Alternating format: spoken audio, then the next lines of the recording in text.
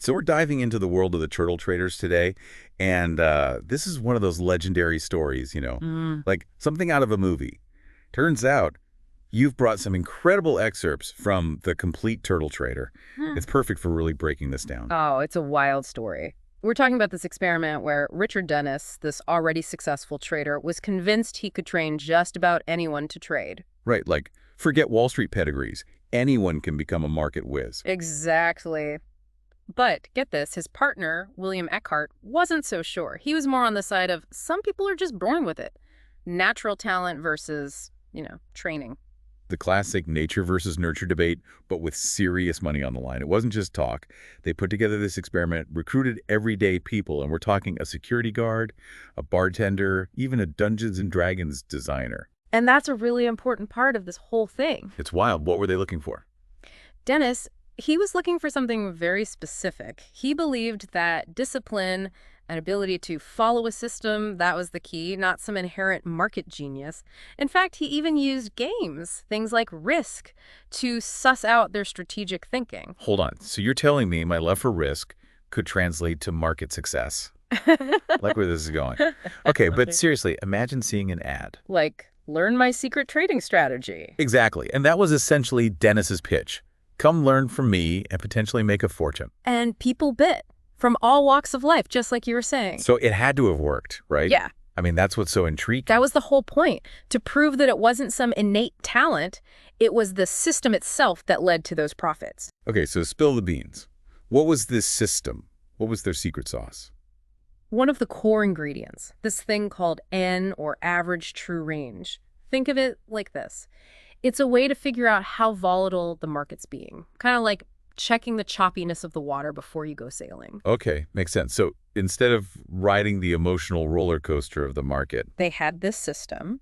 N dictated how much they'd bet on a trade, when to cut their losses, a safety net almost. interesting. So it takes the emotion out of it. Out completely. The turtles weren't about hunches or gut feelings. That's pretty counterintuitive, don't you think? Most people trade on emotion, at least to some extent. Most definitely. But that's what's so fascinating about them. They were trained to think like, get this a casino. The market as a casino. Okay, I have to admit, that's pretty clever. Right. Casinos, they don't win because they bet on every hand. It's all about the odds, managing risk. That's what the turtles were taught to do. They learned to detach themselves from the individual wins, the individual losses, and focus on the long game. Speaking of the long game, one of the things that really struck me reading about them was how portable this whole system was. What do you mean? Well, they weren't stuck in some fancy Wall Street office, right? They could trade from anywhere. Location didn't matter as much as you'd think. That goes back to Dennis's belief that discipline, emotional control, those were the true strengths. He wanted people who could follow the system, control their emotions, and not crumble when things got tough, fancy degrees be damned. And that's something that's really highlighted by one of the more intriguing turtles, Curtis Faith. Right, faith. There's a bit of a, trading mystery surrounding him, isn't there? Yeah, see, he was one of the most successful in the group, purely in terms of profits. But there's this whole debate. Did he actually stick to the system? Some say he went a bit rogue, took on more risk than he was supposed to. Oh, interesting. So more of a bend the rules, not break them kind of thing? Exactly. And it makes you wonder, how much wiggle room can you have in a system like this? Can you be wildly successful even if you're not following every single rule to the letter? It's that whole rules are meant to be broken thing. But in trading, isn't that how you get burned? Especially with something designed to, minimize risk. Well, it's a slippery slope, isn't it? Oh. And speaking of, even Dennis, the mastermind behind the whole turtle experiment, he learned that the hard way. Oh, you mean his big trading loss? The one that basically took him out of the game? Exactly. Ironic, isn't it? The guy who was preaching discipline, risk management, he gets taken down by the very thing he warned others about. It's almost Shakespearean, Right. Hubris. It can happen to the best of us. And look, Dennis achieved incredible success. Maybe that bred a bit of overconfidence. A sense that the rules didn't apply to him the same way anymore. So what about the rest of the turtles? After Dennis kind of bowed out, did they all just disappear? Not at all. Some of them, they used it as a springboard, took what they learned, and achieved some amazing things. Like take Jerry Parker, for example, founded Chesapeake Capital, became a legend in his own right. And what I find so interesting about Parker is he really embraced that turtle philosophy. But he understood that long-term success, it's not just about following the system blindly. You have to adapt, right? See the bigger picture. Absolutely. And like Dennis, he was big on diversification.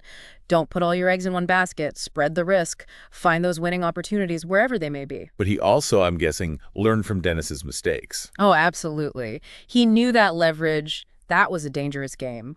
Dialed it back, made his returns more sustainable, less of a roller coaster for his investors, I'm sure. Makes you wonder, were the turtles just built different to handle that kind of pressure, the emotional roller coaster of it all? That's something we haven't really touched on, have we? The mental toughness it takes to be a trader, the pressure, the ups and downs, it's intense. Oh, I can only imagine. It's easy to say, stick to the system when things are going well, but when you're staring down a string of losses, that takes something else. Absolutely. That resilience, that ability to keep your head when everyone else is losing theirs, that's not something you can teach easily. It's self-awareness, discipline, and trusting your system, even when your gut is screaming otherwise. And what's amazing is that it wasn't just a one-time thing, this turtle approach. Like Salem Abraham, he proved that even without Dennis directly. Right. Salem Abraham, a second-generation turtle, never even trained with Dennis directly, learned everything through Jerry Parker, and still he achieved amazing things.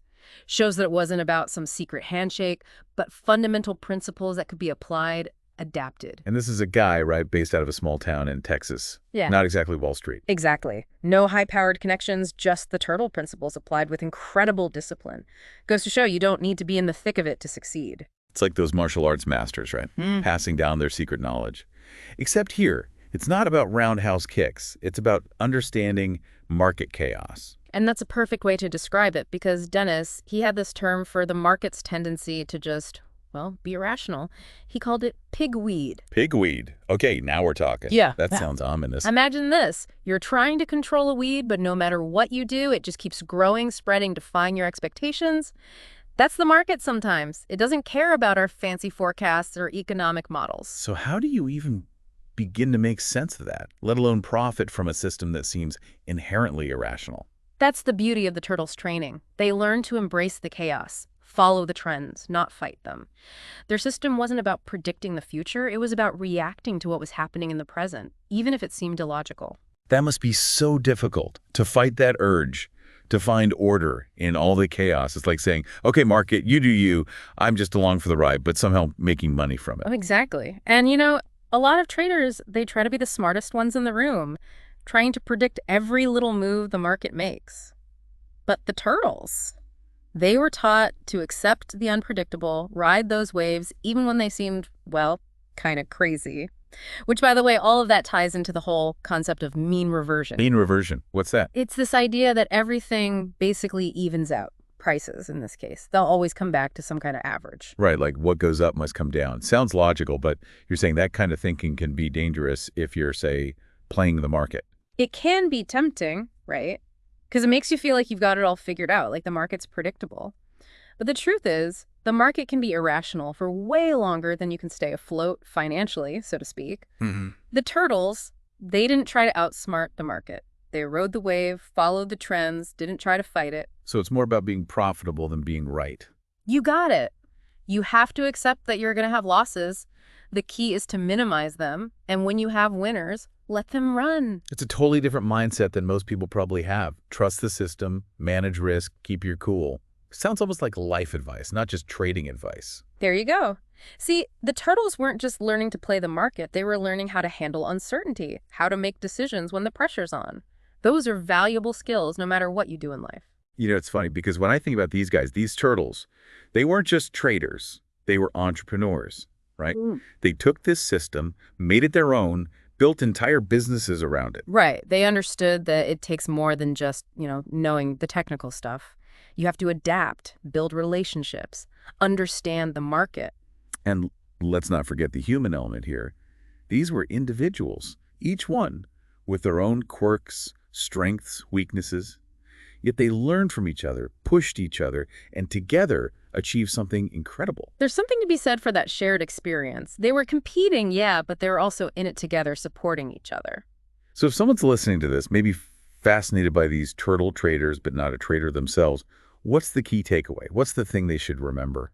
It's simple, really.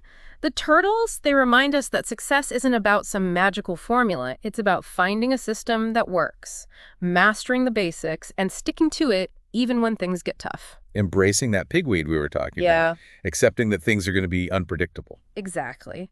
And sometimes the best way to succeed is to go against the grain, challenge those assumptions, see the world a little differently. So there you have it, the Turtle Traders. A story of risk, of reward, of resilience. Whether you're drawn to the idea of a system that demystifies the market, or the reminder that discipline can be more powerful than natural talent, or maybe just the sheer audacity of it all, turning ordinary folks into trading legends. There's something in here for everyone. As you go about your day, your week, remember the turtles. Embrace the unexpected, manage the chaos, and remember, discipline and a well-defined system can take you further than you ever thought possible. Until next time, keep exploring and happy trading.